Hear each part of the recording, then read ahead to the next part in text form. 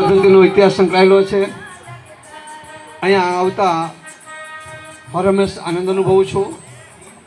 આ પ્રસંગે જેમનો અગત્યનો ફાળો રહ્યો છે એવા ધીરાજી રાજપૂત પરિવારના સર્વે અગત્યના દાતા એવા અન્નાબા. તમારા પરિવારમાં માત્ર એક જ બાળક હોય તો એ સારી વાત નથી. લોજિકલી સમજાવું. લોજિકલી માનો કે આ 4 પરિવાર છે. આ 4 પરિવારમાં એક બાળક છે.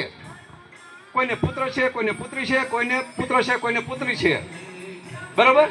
4 પરિવાર છે. હવે એ પુત્ર અને પુત્રીના લગ્ન થયા એટલે આ એક પરિવાર થઈ ગયો. આ પુત્રને આ પુત્રીના લગ્ન થયા એટલે બીજો પરિવાર થયો. પરિવાર કેટલા હતા? 4. તમે 50% પેઢી ખતમ કરી નાખી.